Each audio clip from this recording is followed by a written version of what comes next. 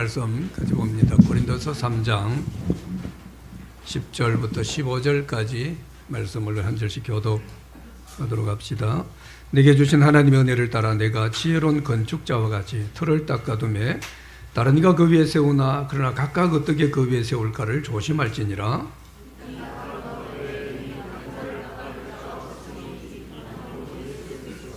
만일 누구든지 금이나 은이나 보석이나 나무나 풀이나 지프로 이 터 위에 세우면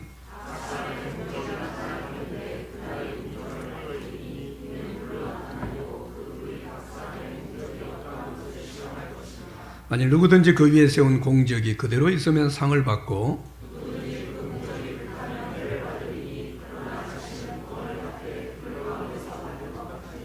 아멘. 우리 옆에 분들 같이 한번 인사합시다. 하나님이 여기까지 도우셨습니다. 한번 인사합시다. 흔적이라는 제목으로 말씀까지 생각하겠습니다. 이 한 해가 이제 2주일 남았죠. 또 주일로는 이제 또 주간으로 한 주간 남았습니다. 우리가 믿는 사람들은 한 해를 마무리하면서 어떤 모양으로든지 지나온 시간들을 좀 점검하고 돌아볼 필요가 있습니다. 한 해를 점검하는 다양한 방법들이 있습니다. 돌아볼 수 있는 다양한 방법들이 있어요. 그 중에 하나가 우리가 이 한 해를 마무리하면서 참 저 사람이 지나간 곳에는 너무나 멋진 흔적이 있다. 여러분, 우리가 이런 소리를 듣는다라고 하면은 더보다 더 큰 복은 없을 겁니다. 우리 인생은 흔적을 남기는 게 인생이죠. 인생이란 각 사람이 남긴 흔적을 보고 그 인생을 알 수 있는 거죠. 그래서 엄청난 흔적을 남긴 사람을 우리는 흔히 위인이라고 그렇게 이야기를 하죠.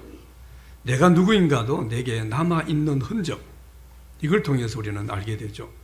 그래서 하루하루 우리가 살아가면서 또는 한 달을 마무리하면서 또는 1년을 마무리하면서 어쩌면 우리 인생 전체를 돌아볼 때도요, 내가 무슨 흔적을 남겼는가 돌아보는 건 필요합니다.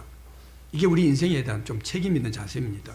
막 살아도 되는, 적당히 살아도 되는, 내 인생에 뭐가 흘러나오고 뭐가 흔적을 남기든 그게 더럽든 추하든 뭐 난 막 살 거야. 그건 내 인생, 이 고귀한 인생에 대한 책임 있는 자세가 되지 못한다는 거죠. 그리고 올 한 해 마무리하면서 지금까지 우리의 흔적이 어떠한가 돌아보는 그런 시간들, 그런 오늘 귀한 예배의 자리가 되기를 바랍니다. 여러분, 죽은 사람들의 유품을 정리하는 유품 정리사라고 하는 직업이 있죠. 근데 이분들은 보면은 죽은 분들이 유품을 쭉 정리하다 보면은 그 사람이 어떤 삶을 살았는지 거의 대부분 알게 된다라고 이야기하죠.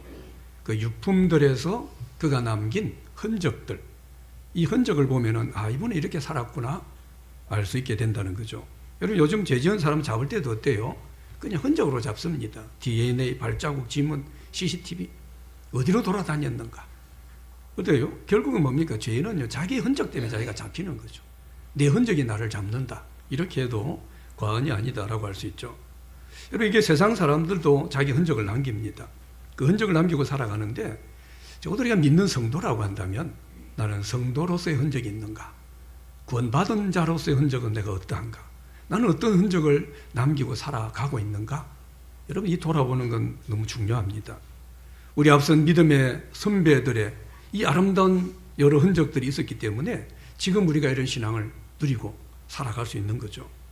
예수님의 흔적을 따라 제자들이 살았습니다. 그러다 보니까 그들에게도 흔적이 남았어요. 그 흔적을 따라서 또 믿음의 사람들이 살았습니다. 그러니까 또 그 흔적을 통해서 다른 사람들이 세워집니다. 그 흔적을 받은 사람들 중에 많은 사람들이 우리나라 선교사로 왔습니다. 그분들이 우리 가운데 끼친 이 아름다운 흔적이 지금 이 우리 한국교회 이런 멋있는 이런 모습으로 세워졌다라고 말할 수 있죠. 우리는 이런 아름다운 신앙의 흔적들로 믿음의 복을 누린 그런 사람들이죠. 이제는 우리가 어떻게 합니까? 이 흔적들로 우리가 이만큼 세워졌다면 이제는 우리 다음 세대들, 우리 어린 젊은 세대들, 이들에게 우리는 어떤 흔적을 남길 수 있는가? 우리 아이들이 정말 따라올 만한 그런 흔적을 남길 수 있는가? 우리 아이들이 사모할 만한 그런 아름다운 흔적을 우리가 남길 수 있는가? 이건 우리 사명입니다. 이상한 흔적 남겨놓으면 안 됩니다. 믿음의 사람들을 따라가고 싶지 않은 그런 흔적, 이게 남겨있으면 안 됩니다. 저게 믿는 거라면 난 안 믿고 싶어. 이런 흔적이 우리 가운데 남는다면, 우리 교회에 그런 흔적이 남는다면 우리는 제대로 믿음 생활한 그런 사람이라고 볼 수가 없는 거죠. 믿음의 부모들도 마찬가지입니다. 믿음의 부모들이 우리의 신앙의 자녀들에게 좋은 신앙의 흔적을 남겨주는 것, 이게 필요하다라는 거죠. 그래서 우리 믿는 사람들은요, 좀 이런 각오가 있어야 됩니다. 나는 신앙의 아름다운 흔적을 남겨야 된다. 각오가 돼야, 다짐이 돼야 됩니다. 나는 예수님의 흔적을 남겨야 된다. 이 각오가 우리 믿는 사람에게 있어야 돼요. 여러분, 이런 각오를 가지고 살아가는 사람은 어떨까요? 우리 삶에 어려움과 고난이 있습니다. 우리 삶에 억울할 때도 있습니다. 함부로 말하지 않습니다. 쉽게 행동하고 쉽게 결정하고 선택하지 않습니다. 내 말과 내 선택, 내 결정이 남길 흔적이기 때문이죠. 이 흔적을 생각해서 절대 나는 흔적을 남길 거야, 나는 아름다운 흔적을 남길 거야, 이런 각오와 이런 다짐이 있는 사람은 절대 우리 인생 함부로 하지 않습니다. 신중합니다. 진지합니다. 그런 삶을 살아가게 되는 거죠. 오늘 이 본문의 말씀은 바울이 우리 신앙을 집을 건축하는, 집 짓는 것을 가지고 우리의 신앙을 설명하고 있습니다. 고린도 교회는 문제가 많았습니다. 그중에 가장 큰 문제 중에 하나가 파벌이 나눠진 겁니다. 고린도 교회가 바울이 세웠거든요. 바울이 세우고 난 이후에 많은 지도자들이 왔습니다. 근데 성도들이 자기 마음에 맞는 지도자들로 그냥 무리를 이룬 거죠. 나는 바울파, 아볼로파, 게바, 시몬, 베드로죠. 베드로파, 나는 그리스도파. 이런 파가 나눠집니다. 그러니까 자기가 존경하고 자기 스타일에 맞는 영적 지도자 중심으로 파벌이 나눠져 가지고 내 지도자만 자랑하는 거죠. 바울이 최고야, 베드로가 최고야. 그리고 다른 사람을 견제합니다. 그러니까 교회에 심각한 분쟁이 일어나게 되고, 이로 인해서 교회가 하나 되지 못합니다. 교회가 제대로 건축되지 못해요. 교회가 제대로 세워지지 못하는 겁니다. 이 부분을 바울이 권면하는 거죠. 그래서 앞부분에 보면은 우리 모두는 하나님의 동력자다. 그리고 우리 하나님의 동력자로 하나님의 일꾼으로 우리는 수고하는 사람들이다. 그래서 우리 중에 어떤 사람들을 우두머리로 삼아가지고 이 교회를 분파 삼고 교회를 쪼개는 것, 이건 불신앙의 모습이고 이건 어리석은 모습인 것을 강조합니다. 그리고 오늘 이 본문을 통해서 우리가 미련하게 우리 신앙의 집을 짓지 말고, 어리석게 내 신앙의 집을 지어가지 말고 우리는 지혜롭게 우리 신앙의 집을 건축해야 된다. 이게 오늘 본문에서 강조되는 그런 내용이죠. 그리고 고린도 교회는 자기들이 좋아하는 어떤 신앙 스타일의 어떤 사역자, 베드로든 바울이든 이런 사람들을 추종하면서 파가 나눠지고, 그래서 교회도 개인의 신앙의 집도 잘 못 세웠습니다. 사실은 고린도 교회는 엉망이었거든요. 늘 싸움이 있고 문제가 있고 참 안타까운 그런 모습이 많습니다. 근데 파를 나눠서 그랬어요. 근데 그런 것처럼 우리 모두는 어때요? 다양한 이유들로 교회를 제대로 세우지 못하고 자기 개인의 신앙의 집도 제대로 건축하지 못하는, 우리는 그런 모습들이 많이 있음을 보게 되죠. 오늘 바울이 신앙의 집을 지혜롭게 건축해야 되는 이 말씀을 우리가 붙들면서 우리가 어떤 신앙의 아름다운 흔적을 남길 수 있는가, 오늘 이 본문을 우리는 그 내용을 한번 생각해 보려고 합니다. 본문에 보면요, 바울이 세 가지 점을 강조하고 있다 볼 수 있어요. 이 세 가지를 우리 자신에게 점검하면서 우리 흔적이 얼마나 아름다운, 얼마나 멋진, 얼마나 귀한 예수의 흔적, 신앙적 흔적이 있는가 돌아보는 귀한 시간이 되기를 바랍니다. 먼저 우리가 아름다운 믿음의 흔적, 이 아름다운 흔적을 우리가 남기기 위해서는 무엇보다도 우리의 내 터가 예수 그리스도로 분명해야 됨을 강조합니다. 여러분 본문 11절 말씀을 우리 같이 한번 읽어봅시다. 시작. 이 닦아둔 것 외에 능히 다른 터를 닦아둘 자가 없으니 이 터는 곧 예수 그리스도라. 아멘. 여러분, 신앙이 아름다운 흔적을 남기는 데서 가장 중요한 것은 터입니다. 기초가 바로 되어 있어야 돼요. 근데 그 터가 뭡니까? 예수 그리스도입니다. 여러분, 신앙이 아름다운 흔적을 남기지 못하는 많은 사람들 보면요, 터가 예수 그리스도가 아닙니다. 예수님 때문이 아니에요. 쉽게 말하면 그냥 내가 가진 내 비전, 내 욕망, 내 교만, 내 고집, 내가 어떻게 해보고자 하는 그런 마음들, 이걸 터를 삼습니다. 이 터 위에 뭘 지어가니까 그게는 아름다운 흔적이 남겨지지 못하게 되는 걸 보게 되죠. 여러분, 우리가 다니는 교회에 대한 바른 이해를 할 필요가 있습니다. 교회라고 하는 것은요, 마음 맞는 사람들끼리 서로 함께하고 서로 위로하고 격려하고, 물론 교회가 위로 격려가 당연히 있어야 됩니다. 근데 단지 위로나 주고 격려나 주는 그런 것으로만 우리가 교회를 세우려고 해서는 안 됩니다. 교회 봉사를 할 때도 그냥 서로 의기투합해가지고 그냥 말 그대로 좋은 게 좋은 거다, 뭐 좋으면 좋지, 이런 것으로만 우리 교회 봉사를 하려고 해서도 안 된다는 거죠. 마태복음 16장 16절에 보면요, 예수님께서 제 아들 향해서 너 나 누구라고 하느냐라고 질문해요. 그때 16절에 베드로가 시몬 베드로가 대답하여 이르되 주는 그리스도시요 살아계신 하나님의 아들이십니다. 이 대답을 합니다. 너무나 멋진 신앙 고백을 한 거예요. 예수님 이 대답을 들으시고 칭찬하시면서 18절에 이렇게 말씀해요.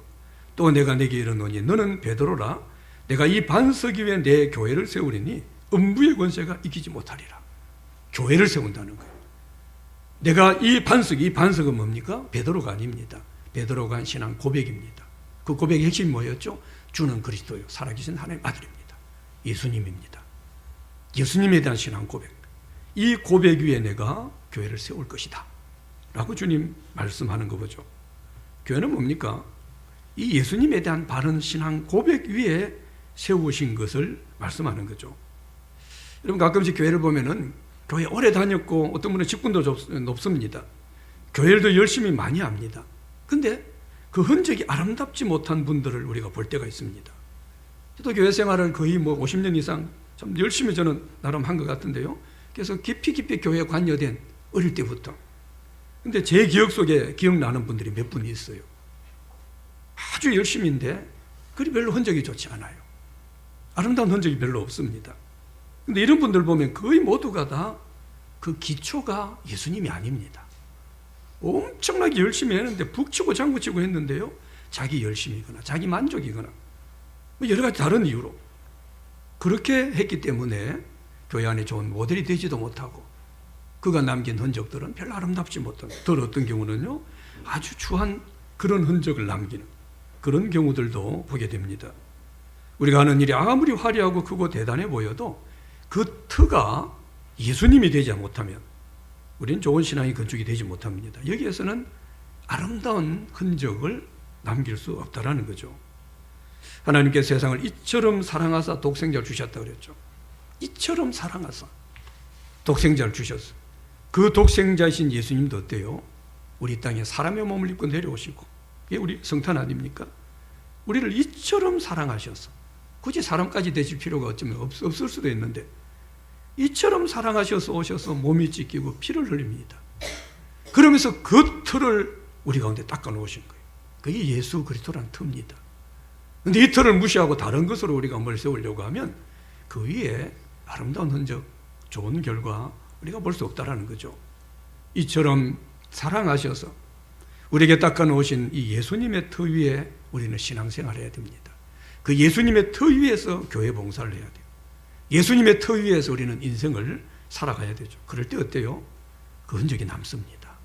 아주 아름다운 흔적으로 남게 되는 걸 보게 되죠. 자, 마태복음 7장에 보면은 예수님께서 주여 주여 하는 자마다 다 천국 가지 않는다. 참 무서운 말씀하십니다. 그래서 22절에 이런 말씀을 하세요. 그날에 많은 사람이 나더러 이르되 주여 주여 우리가 주의 이름으로 귀신 쫓아내며 주의 이름으로 많은 권능을 행했다. 내가 많은 권능, 귀신 쫓아냈다. 이 이야기를 해요. 그런데 주님이 23절에 그리 말씀합니다. 그때 내가 그들에게 밝히 말하되 내가 너희를 도무지 알지 못하니 불법을 행하는 자들아 내게서 떠나가라 하리라. 참 무서운 그런 말씀 아닙니까? 귀신을 쫓아냈어요. 엄청 능력을 행했습니다.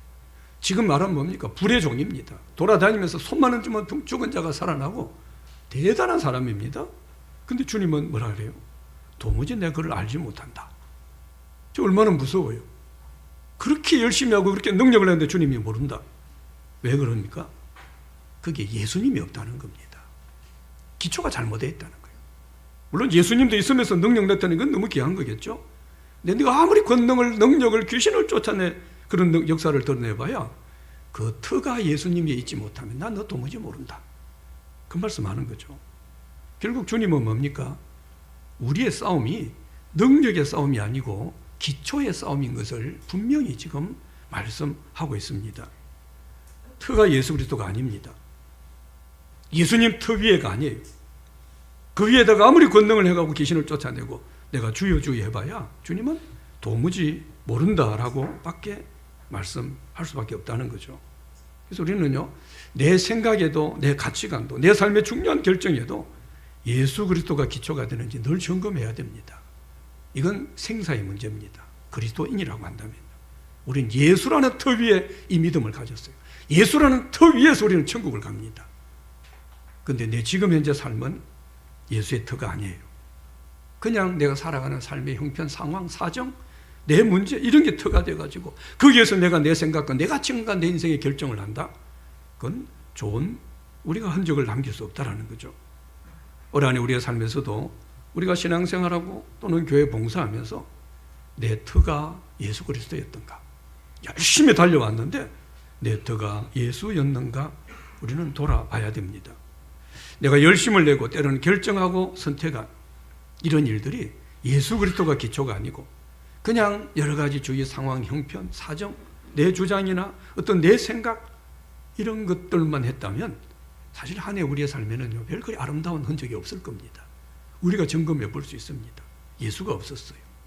내 삶에 예수님이 내게 영향을 끼친 적이 별로 없습니다. 기초가 아니에요. 내 기초는 내 삶의 다른 문제입니다. 그냥 내가 생각하는 거예요. 내가 옳다면 옳은 거예요. 내가 하고 싶으면 하는 거예요. 이런 것이 만약에 내 삶에 내 인생의 가치관이었고 내가 결정하고 선택하고 내가 열심히 충성하는 것에 있어서 우리 그것이 기초였다라고 한다면 우리에게는 좋은 아름다운 흔적이 남을 수 없습니다. 예수를 믿는 사람이라고 하면서 자기 삶의 집을 짓는 이 틀을 예수 그리스도로 삼지 않고 자기 사상이나 신념에 두는 사람, 이런 사람의 집은 무너지기 쉽습니다. 여러분, 교회 안에서 모임도 마찬가지입니다. 모임을 하고 행사도 마찬가지. 예수님이 빠질 수 있어요. 그래서 늘 저도 목사로서 거기에 대해서 많이 생각을 합니다. 우리끼리 북치고 장구 치는데 예수님이 빠져요. 그냥 자신들의 친교나 유익을 위한 그런 모임으로 빠지는 경우들이 있습니다. 요즘 어떤 경우는 예수님은 빠지고 어떤 경우는 어떤 교회가 어떤 정치 유세장 같은 그런 곳들도 가끔씩 봐요. 가슴이 아픕니다. 여러분, 이런 곳에서는 단단한 신앙이 건축이 되기 어렵습니다. 이런 곳에서 절대 아름다운 흔적을 우리는 보기 어렵습니다. 어떤 사람은 성경을 읽지 않고 신앙 서적만 많이 읽는 사람이 있어요. 물론 아무것도 안 읽는 것보다 훨씬 나을는지 모르죠. 올바른 방법은 아닙니다. 신앙 서적만 맨날 읽지 성경은 절대 안 보는 사람이에요. 근데 의외로 저는 그런 분들을 많이 봅니다. 우리는 우리 신앙과 인생의 터가 예수 그리스도인가 늘 점검해야 됩니다. 내 흔적이 아름답기 위해서는 터가 예수님이 돼야 돼요. 그래서 만약에 내 삶을 돌아볼 때 또는 내 신앙이나 교회의 여러 가지 모습들을 돌아볼 때 내게 아름다운 흔적이 없어요. 내게 만약에 그런 흔적이 드러나지 않는다라고 한다면 내 터가 예수 그리스도가 확실한가, 이 부분을 돌아봐야 돼요. 점검해야 됩니다. 만약에 분명히 내가 봐도 아무리 봐도 이게 아니다, 이 아름답지 흔적이 없다라고 하면요, 가만히 돌아보면 예수 그리스도가 아닐 수 있습니다. 그냥 지금 여러 가지 내 삶의 형편 따라, 내 상황 따라 그냥 내가 가지고 있는 내 가치. 바울은 로마서 14장 8절에서 이리 말합니다. 우리가 살아도 주를 위하여 살고 죽어도 주를 위하여 죽나니 그러므로 사나 죽으나 우리가 주의 것이로다. 또 그래서 10장 31절에도 그러죠. 그런즉 너희는 먹든지 마시든지 다 하나님의 영광을 위하여 하라, 그렇게 말합니다. 죽어도 살아도 먹어도 마셔도 그 기초가 철저하게 예수님이 되어야 됨을 지금 말씀하죠. 바울은 그리 살았습니다. 바울은 그 기초가 예수였어요. 예수가 아니면 그런 말도 안 했습니다. 예수가 기초가 아니면 그는 열심을 내지도 않았습니다. 그래서 그의 삶에 이렇게 아름다운 흔적이 있고 그 흔적이 지금 우리 기독교에 아주 근간을 이루고 있는 걸 우리가 보고 있죠. 우리 신앙의 터, 우리 인생의 터는 오직 예수 그리스도다. 이 예수 그리스도는 터 위에 내 신앙도 우리의 삶도 세워나가는 거죠. 그래서 우리에게 아름다운 흔적이 남는 그런 여러분 귀한 삶들이 되시기를 바랍니다. 그 다음에 우리가 믿음으로 아름다운 흔적을 남기기 위해서는 우리 신앙에 있어서도 내 인생, 내 삶에 있어서도 재료입니다. 나는 어떤 재료로 살아가는가. 우리 인생에는 우리 인생에 사용하는 재료가 있습니다. 오늘 하루도 재료를 사용할 수 있어요. 근데 그 재료가 어떤가에 따라서 아름다운 흔적이 남느냐 그렇지 못하느냐 달라집니다. 여러분 12, 13절 말씀을 같이 한번 읽어봅시다. 시작. 만일 누구든지 금이나 은이나 보석이나 각 사람의 공적이 나타날 때 그날이 공적을 밝히리니 이는 불로 나타내고 그분이 각 사람의 공적이 어떠한 것을 시험할 것임이라. 아멘. 자, 우리 인생에 또는 우리의 신앙 여기에 터가 예수 그리스도를 하는 것, 기초를 예수님이 하는 건 너무 중요합니다. 근데 이것만큼이나 중요한 게 뭐냐면요, 어떤 재료로 내 신앙의 집을, 내 인생의 집을 지어가느냐, 대단히 중요합니다. 터는 단단하게, 터 닦는데 5년 걸렸는데 그 위에 집을 세우는 재료가 그냥 싸구려 갖다 붙이면요, 아무리 터가 좋아봐야 안 됩니다. 쉽게 말하면 아무리 예수를 믿는다고 해요, 아무리 우리가 구원을 받았다고 해도요, 내가 살아가는 지금 내 삶의 재료가 엉망진창이면 우리는 아름다운 건축 되지 못합니다. 아름다운 흔적 남기지 못합니다. 12절을 보면은 6가지 재료를 이야기하죠. 금과 은과 보석 딱 구분했어요. 또 하나는 뭡니까? 나무와 풀과 집 나누어서 말씀합니다. 저는 인생들을 많이 봅니다. 사람들을 많이 봐요. 근데 그 인생들을 볼 때 참 그 삶에서 너무나 멋지고 아름다운 재료들을 가지고 너무 인생을 고귀하게 살아가는, 난 멋지고 존경스러운 그런 분들 저는 많이 봅니다. 금과 은과 보석, 이 재료를 말합니다. 이건 뭐예요? 불변하는 거예요. 영구적인 겁니다. 아주 값비싼 그런 재료들입니다. 근데 나무나 풀, 짚은 뭡니까? 아주 값싼 재료예요. 어디서나 구할 수 있는 재료입니다. 그리고 아무리 이걸 멋지게 장식해고 꾸며봐야, 뭐 나무를 가지고 짚을 가지고 풀을 가지고 아무리 멋지게 꾸며봐야 언젠가는 소멸되는 것들입니다. 영구적이지 않습니다. 여러분, 우리 주에서 보면 어때요? 가끔씩 건축 재료를 막 그냥 아무거나 날림으로 아무거나 해가지고 그래도 그냥 집이 날아가고 다리가 무너지고, 우리는 그런 소식을 들을 때가 있죠. 돈 좀 아끼겠다고 값싸고 질이 떨어지는 그런 재료를 사용했기 때문이죠. 우리가 신앙생활하고 교회 봉사할 때 나무와 풀과 짚을 재료를 한다, 그럴 수 있어요. 우리 인생을 그렇게 할 수 있어요. 재료를. 우리 살아가는 삶에 재료가 있습니다. 그냥 사는 거 아닙니다. 내 인생은 재료를 가지고 살아가요. 근데 나무나 풀과 짚은요, 뭐예요? 쉽게 구할 수 있는 거예요. 값싸고 편하고 적당한 것들입니다. 그러니까 이건 뭡니까? 그냥 내 형편, 내 사정에 맞는 대로 적당하게 어느 정도, 이게 그냥 나무와 풀과 짚과 같은 그런 재료를 가지고 신앙생활하고 봉사하고 또는 인생을 살아가는 걸 말합니다. 나무와 풀, 집, 이건 어때요? 그리 노력하지 않아도 금방 얻는 거예요. 쉽게 주어지는 겁니다. 어딜 가도 주어져요. 노력할 필요 없어요. 어디 가면 풀이 널려서, 어디 가면 짚이 많아요. 어디 가면 나무 똥갈이 많습니다. 어딜 가도 막 쉽게 죽을 수 있는 이런 것들이에요. 이런 재료는 뭡니까? 내 마음이 그리 애쓰지 않고 노력하지 않아도, 막 애쓸 필요 없습니다. 막 죽을 수 있는 것처럼, 쉽게 죽을 수 있는 것처럼 내가 노력하지 않아도 내 마음에서 일어나는 시기, 질투, 미움, 안일함, 정욕, 이런 것들입니다. 이 재료들이. 여러분, 시기, 질투는 뭡니까? 노력할 필요 없어요. 그냥 툭 시기하면 또 나오면 돼요. 분노하는 것, 흥분하는 것, 이거 노력할 필요 없습니다. 흥분하기 위해서 노력하는 사람 누가 있어요? 누구 미워하려고 노력하는 사람 누가 있습니까? 그건 그냥 지팔이에요. 그냥 아무 때나 죽는 거예요. 쉽게 얻는 겁니다. 그 재료입니다. 이 재료가 내 신앙과 내 인생의 재료가 되는 거예요. 그리고 어떻게 해요? 그 아름다운 건 남길 수 없는 겁니다.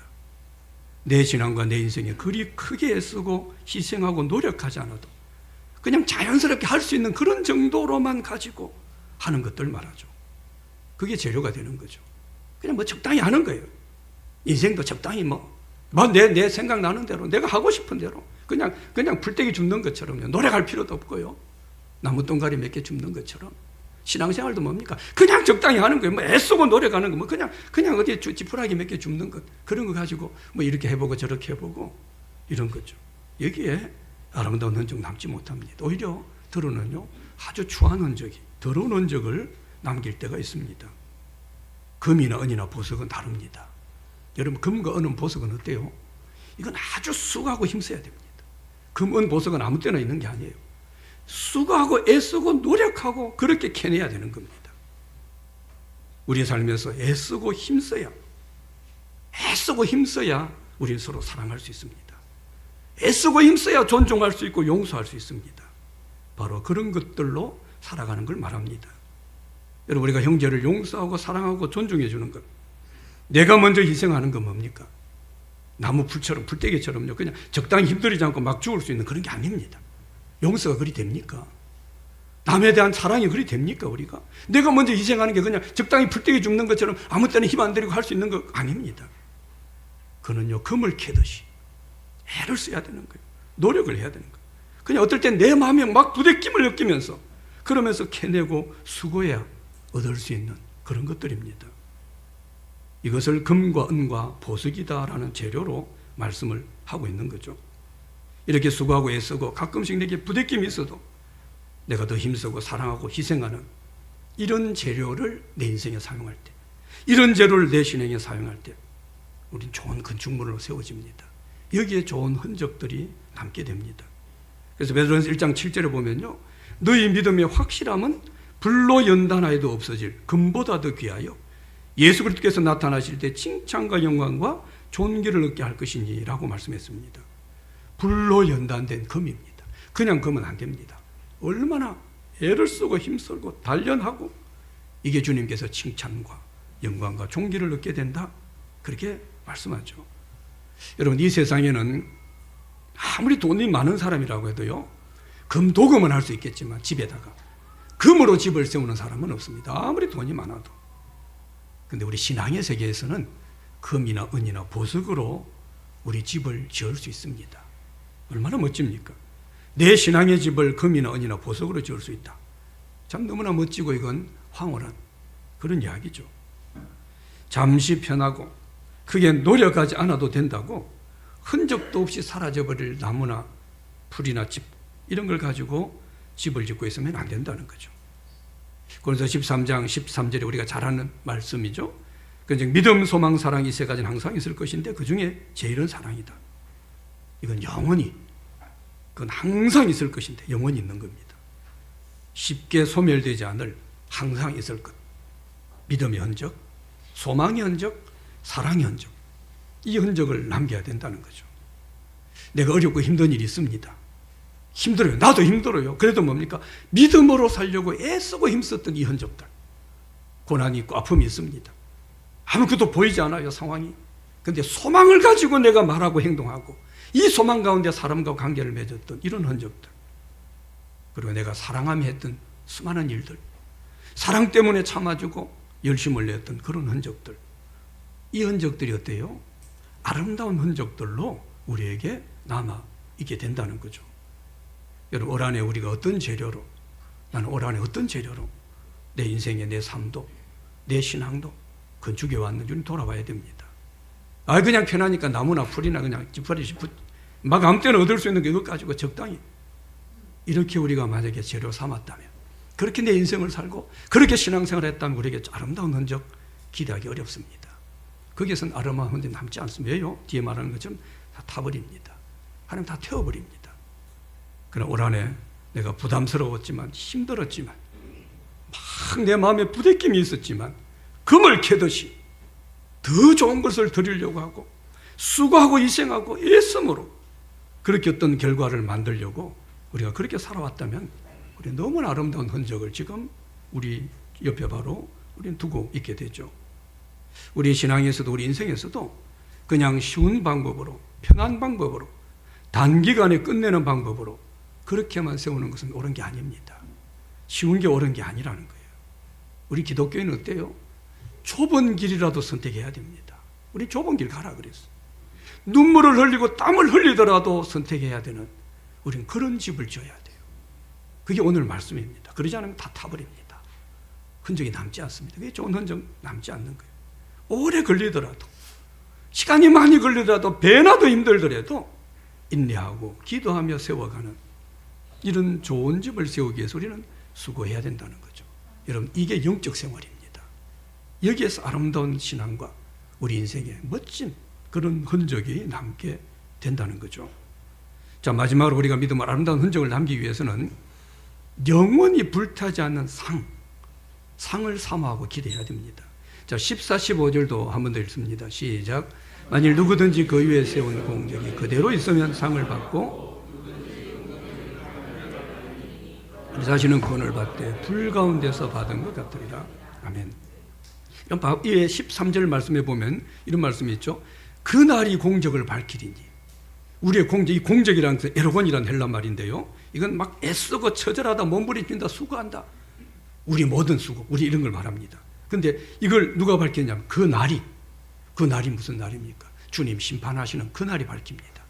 그날 다 밝혀진다는 거예요. 우리 하나님께서 우리가 행한 모든 것을 명명백백 드러내시는 심판의 날이 있음을 지금 말씀하는 거죠. 여러분, 우리가 믿습니다는 믿음을 이야기합니다. 우리의 믿음 속에, 나 믿습니다는 이 믿음 속에는요, 나는 반드시 하나님 심판대 앞에 섭니다.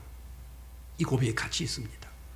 그래서 내 믿음이라는 것은 믿어요, 믿어서 잘 되게 해주세요, 이것만 있지 않아요. 나는 믿습니다 이 말 속에 나 심판대 앞에 서게 돼요.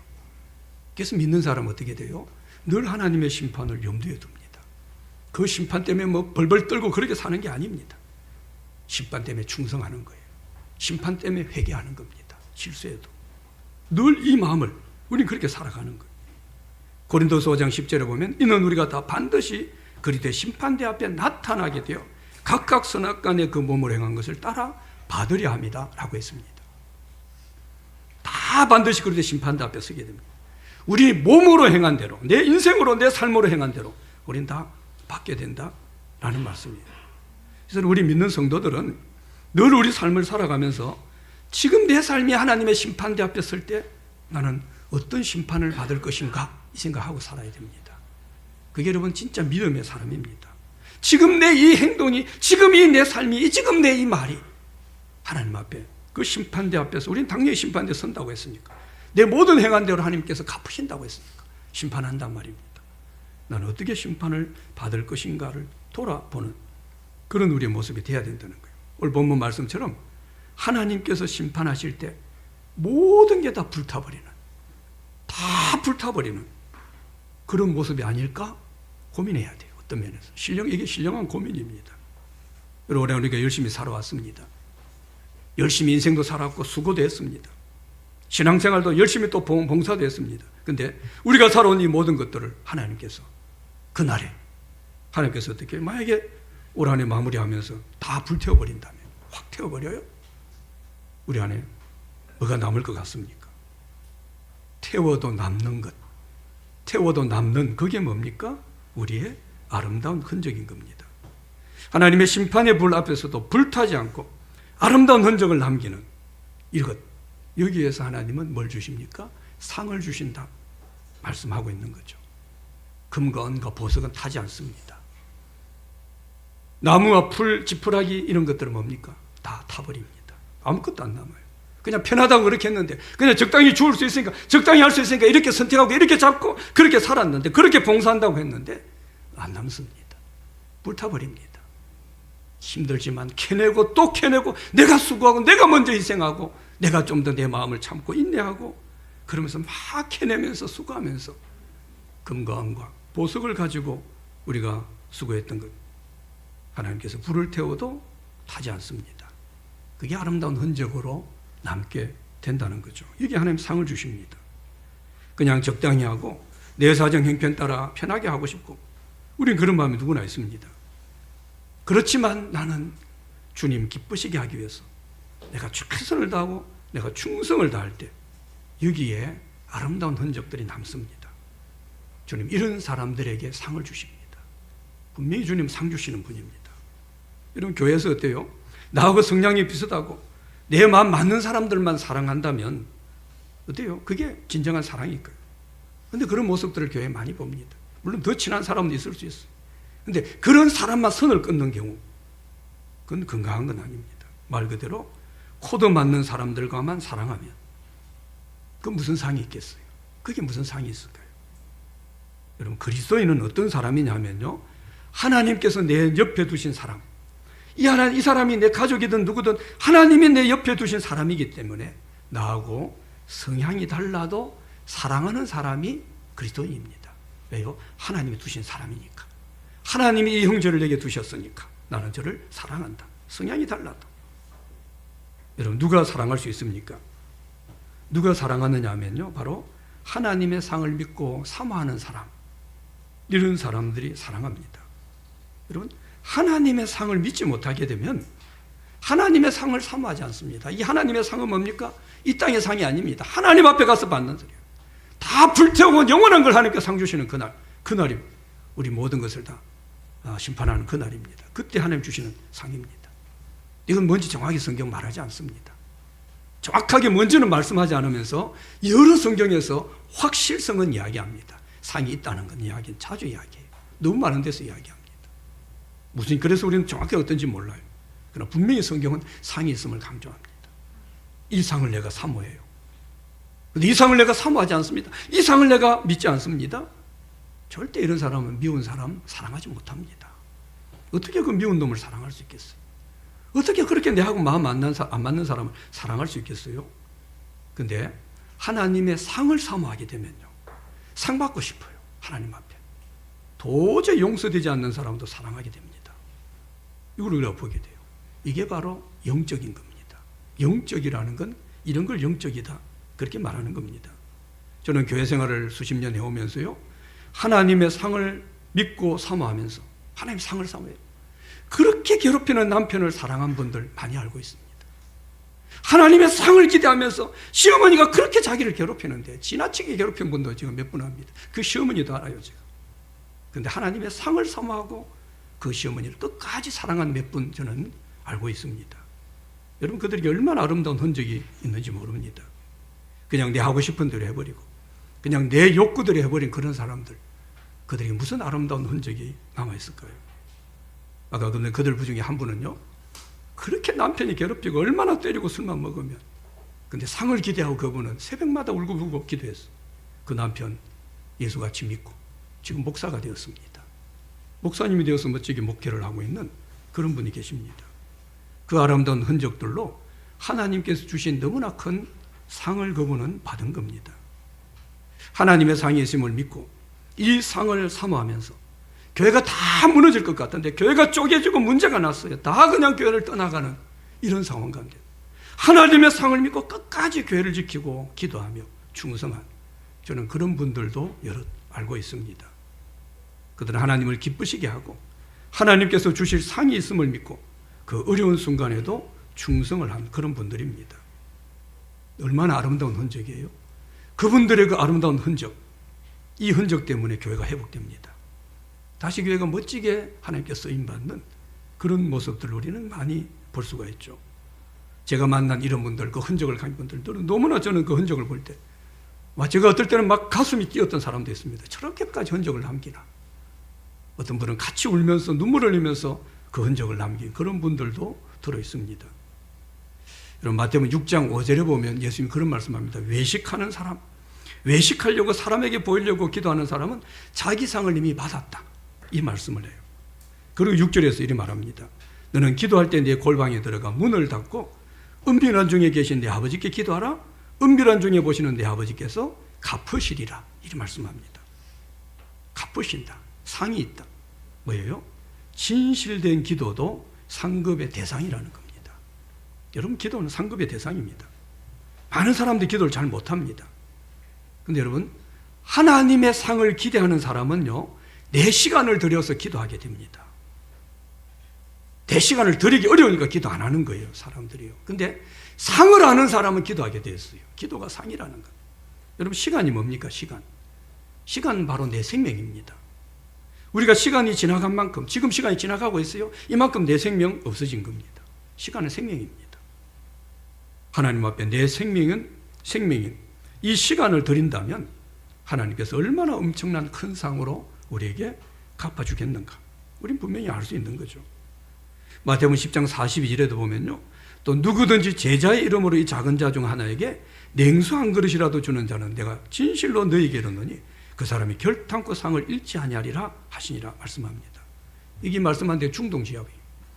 여러분, 이 중동지역에서 냉수는요, 우리나라에 흔한 수돗물하고 비교할 수 없는 겁니다. 완전히 다른 거예요.